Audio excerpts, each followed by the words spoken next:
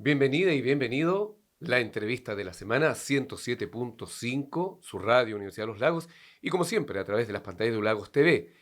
Nuevamente acá nos encontramos en este set de Puerto Montt, Campus Chinquihue. Reiteramos el agradecimiento, ¿cierto?, por este lugar a la vicerrectora del Campus Puerto Montt que nos facilitó este espacio. Y en este momento vamos a conversar con el director docente de la carrera de Ciencias Políticas y Administrativas de la Universidad de los Lagos, doctor en Ciencias Políticas, Gerardo González. Gerardo, bienvenido. Gracias por estar acá en la entrevista de la semana. ¿Cómo estás, Marcelo? Muchas gracias por la entrevista y también bienvenido y bienvenidos aquí a Chinquihue, como siempre, a el lugar, digamos que es capital regional de la región, así es que disponible, como siempre, para hablar de lo que sea de política y de la carrera. Exactamente, lo que nos apasiona ahí, hablar de política, pero desde una fuente de análisis, ¿cierto? Pero quiero partir justamente pensando en muchas personas, familias, para que puedas contar desde cuándo eres director docente de la carrera y cuál es el sello de esta carrera. ¿Quiénes egresan al mundo laboral de esta carrera? Sí, bueno, es un orgullo estar a cargo de la carrera de Ciencias Políticas y Administrativas. Yo creo que por un tercer periodo dentro de mi carrera, porque yo fui estudiante de Ciencias Políticas y Administrativas y después, bueno, seguí mi carrera de perfeccionamiento y posteriormente, después de obtener el doctorado, me hice cargo de la carrera hace 2 años atrás, 2021, 2022, por ahí terminando el año, hasta este año 2024 que hay elecciones. Es una carrera tradicional en Chile. Nosotros somos un poco herederos de la tradición de la carrera de Administración Pública de la Universidad de Chile, después como sede en Osorno, y posteriormente desde, digamos, el año 93, cuando el presidente Elwin nos da, digamos, esta venia de Universidad de los Lagos, pasamos a hacer Ciencias Políticas y Administrativas en Puerto Montt, y de ahí en adelante hemos tenido una trayectoria muy, muy, muy intensa de formación para las y los administradores públicos de la región y también líderes que están posicionados en importantes cargos, digamos, en el ámbito regional, municipal, pero también a nivel nacional. Esta es una carrera que otorga el título de administrador o administradora pública.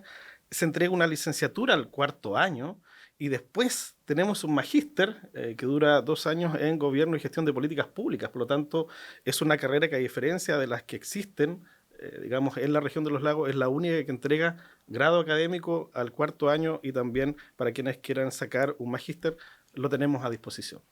O sea, un tremendo panorama, un futuro, se puede decir, de formación de primera línea asegurado en términos de cómo se va a enfrentar o a abordar el mundo este nuevo profesional.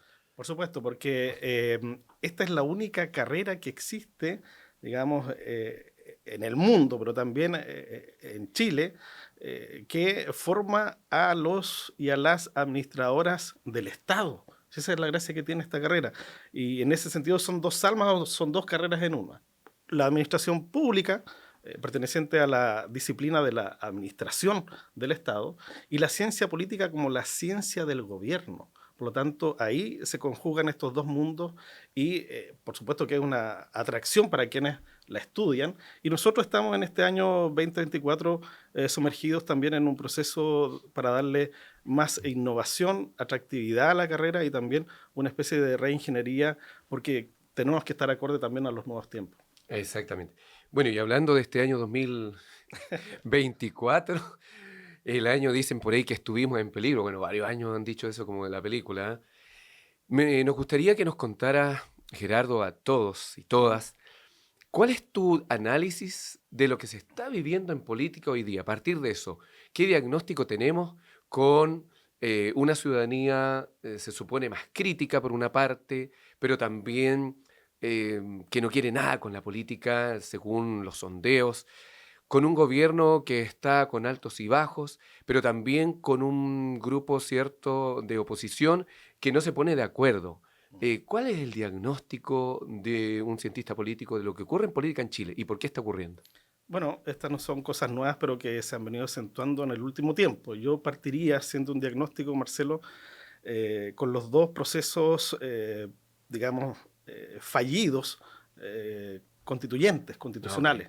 Yo creo que a partir de ahí hay que sacar conclusiones respecto a qué es lo que está pasando en nuestro país, porque es inédito que un país durante dos oportunidades le ofrezca a la ciudadanía cambiar su constitución. Y resulta que la ciudadanía rechaza esas dos posibilidades. Por lo tanto, esa es una latencia muy importante que hay que, digamos, detenerse a analizar, porque quiere decir que entonces hay incubado un desencanto ciudadano respecto a que no se cambie lo que se ha hecho, aunque se haya hecho en un periodo que a lo mejor históricamente puede ser muy cuestionado, como fue la dictadura militar, pero también hay que recordar que las principales constituciones en nuestro país prácticamente han durado un siglo. Entonces tenemos la de 1833, tenemos la constitución del 25 y tenemos la del 73. Por lo tanto, de acuerdo a eso, al parecer vamos a tener una constitución que nos guste o no, independientemente, digamos, de las posiciones que cada cual tenga, vamos a tener, al parecer, una constitución de largo alcance. Pero ese rechazo que hubo significa que hay un malestar que está incubado y que seguramente se va a manifestar en este año electoral donde hay muchos hitos, como por ejemplo las primarias de los partidos políticos, las Para las declaraciones de municipales. candidaturas, claro, tenemos elecciones de gobernador regional, consejeros También. regionales, alcaldes y concejales. Por lo tanto, estamos, digamos, en un año que también es de alta tensión política y electoral. Y aquí llegamos a un punto en que es necesario, creo yo, porque nuestro país se destaca por estar dentro de los países latinoamericanos en los primeros lugares junto a Uruguay, por ejemplo, en términos de su medición de calidad de la democracia. Pero hay factores que están incidiendo muchísimo en cómo se trata la democracia en el sentido de su manejo. Platón decía que el principal veneno que afecta a la democracia es la corrupción, por ejemplo. Pero también hay otras situaciones que hoy día afectan a nuestras democracias, como por ejemplo el mal manejo que se tiene de ella, la polarización política, la inseguridad ciudadana, el malestar respecto a la calidad de vida. Y yo creo que la denominada democracia representativa está en un proceso de crisis y hoy día se está requiriendo por parte de la ciudadanía, de acuerdo a, digamos, esta situación de disgusto, una democracia más efectiva. Pero, perdón, eh, quiero ir un poquito atrás de lo que decía. A ver, estas dos intentos fallidos de nueva constitución, que claro está, fueron análisis mundial, porque de pasar por una parte de la primera intento casi para el lado de una revolución de izquierda, a llegar a una propuesta de constitución de republicano, Sí, la extrema derecha. Eso es lo primero. sí. Y lo segundo, eh, ese descontento de la ciudadanía. Pero al final, ¿qué es lo que queremos como ciudadanos si se cuestiona todo el proceso que es democrático, pero se queda en lo mismo? ¿Chile está en una especie de diferencia de lo que existe a nivel mundial o es la tendencia? No, hay un desmarque, yo creo, sobre todo con nuestro vecindario. Recordemos que, por ejemplo, Venezuela reformó su constitución. Bukele también, digamos, reformó la constitución. Bolivia fue la primera constitución, digamos, multicultural, por decirlo de alguna otra manera. Por lo tanto, ha habido una tendencia en estos últimos 10 años de reformar la constitución para no necesariamente responder a los intereses de la ciudadanía, sino que tal vez para responder más a los intereses de las élites de poder. Y en ese contexto, entonces, claro, se producen las tensiones y la ciudadanía dice, no, yo quiero que me resuelvan mis problemas cotidianos. Y eso es un poco lo que pasó también en Chile. Necesitamos que nos resuelvan los problemas cotidianos que tenemos de A, B, C, D y E, y nos quieren tratar de hacer de que cambiemos una constitución cuando esa no es la prioridad.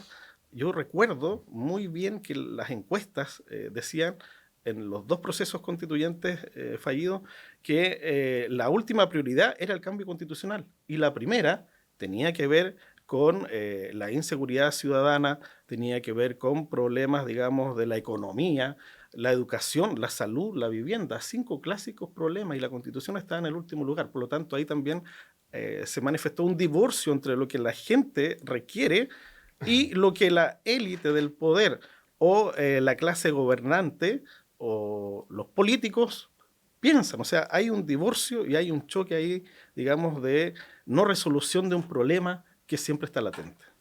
Y en ese sentido, es todo un desafío, me imagino yo, hoy día ser político o política y a la vez, ¿cómo tiene que prepararse este político o política para abordar justamente o enfrentar toda este descontento? ¿Qué le propone? Y lo planteo por lo mismo que viene las municipales, ¿Mm? que tradicionalmente han sido como el piso, ¿cierto?, de las futuras presidenciales. ¿Cómo se visualiza eso también? Bueno, ahí yo hago el pase previo, Marcelo, en el sentido de que creo que sí, hay una correlación en base a los datos históricos del servicio electoral entre las elecciones municipales que marcan la ruta para una eventual correlación directa de votación con la presidencial. Pero yo aquí le agrego ahora el otro condimento. Yo creo que antes de las municipales que vamos a tener este año, por ejemplo, yo creo que ya se viene marcando una tendencia con el rechazo constitucional en los dos procesos fallidos. Creo que desde allí se vislumbra de que hay una polarización política, pero también hay un centro que es, digamos, el segmento más esquivo de votantes para una determinada elección, en este caso, para la elección de autoridades, digamos, como municipales o regionales. Por lo tanto, si se da la correlación entre, digamos, los dos procesos constituyentes más las municipales, entonces sí puede haber una correlación directa, porque eso es lo que ha venido pasando, digamos, en nuestro trayecto político electoral en las últimas 2 décadas, por ejemplo. Nos quedan unos minutos, pero desde el punto de vista de un análisis de cientista político, ¿qué mensaje se le puede entregar a la ciudadanía en este descontento? No hay recetas, pero me refiero que se informe más, que donde lea, porque estamos en una paradoja. El mundo en un clic, pero a la vez una saturación de información que nadie sabe bien qué es lo correcto, qué es lo no correcto. Hay tremendos gurús, entre comillas, que aparecen a veces por los medios, por las redes sociales. ¿Qué mensaje sería a través del punto de la docencia, del análisis político, de lo que tenemos que hacer como ciudadanos para enfrentar o abordar una elección? Esa es una gran pregunta, Marcelo, que yo creo que tiene muchas respuestas, pero a la vez no tiene ninguna. Pero sí podemos acercarnos a una, que es que nuestro país no tiene una planificación de formación ciudadana efectiva. No la tenemos, ni en los colegios, ni en los liceos y en las universidades. Sí, en algunas carreras está, como la nuestra, por ejemplo, pero no todos ingresan a estudiar administración pública o ciencias políticas, Exactamente. ¿cierto? O se hace algo de educación cívica en algún ramo, en algún liceo o colegio. Entonces, creo que hay un déficit de formación cívica y ciudadana, y eso cómo se puede contrarrestar.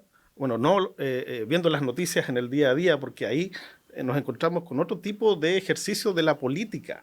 La política es muy saludable, es muy buena y te puede hacer feliz. ¿Ya? En la antigua Porque todo es Grecia, política. claro, en la antigua Grecia el ofrecimiento era que a los ciudadanos atenienses se les ofrecía ser feliz en la polis griega. Y esa felicidad radicaba en el hecho de elegir y también de ser elegidos.